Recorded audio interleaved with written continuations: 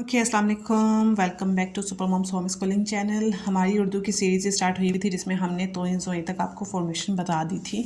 अब आते हैं हम तोइन ज़ोइन के बाद आइन गाइन। ठीक है, आइन की फॉर्मेशन कैसे होगी? पहले हमने बच्चों को सिंपली वन टू डाल के दिया और हमने बच्चों को कहा कि आपने एक छोटा सा इस तरह से सी शेप बनानी है और फिर पीछे को लेके आके कर्व ऊपर को लेके जाना है। ठीक है, आइन के ऊपर कुछ भी नहीं। ठीक है, आइन के बाद आता है अगेन गाइन। हम सेम इसी तरह से बनाएंगे और ऊपर एक नुक्ता लगा देंगे। आइन गाइन।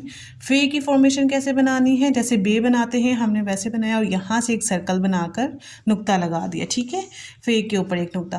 काफ का जैसे हमने सीन की इस तरह से बैली बनाई थी सेम वैसे बनाकर यहाँ से सर्कल करके ऊपर दो नुक्ते लगा लिए। ठीक है, काफ के ऊपर दो नुक्ते। इसी तरह से कश वाला काफ होता है। बे की शक्ल बन गई, ऊपर एक स्लेंटिंग लाइन। ठीक है, कश बन गया। अगेन गाफ के लिए दो कश बन गए। ठीक है, आगे आते हैं लाम, स्टैंडिंग लाइन और घुमा के ऊपर को।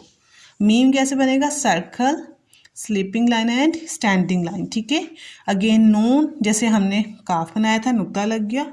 वाव हमने उल्टा ई बना दिया। ठीक है, हमजा है। ठीक है, दो चश्मी है, सर्कल बन के दो चश्मी है। बच्चों को ऐसे बनाने में मसला होता है तो हम सिंपली उनको कहते हैं सर्कल ड्रॉ करें और यहाँ से वो कर लें। ठीक है, लाइन ले आए।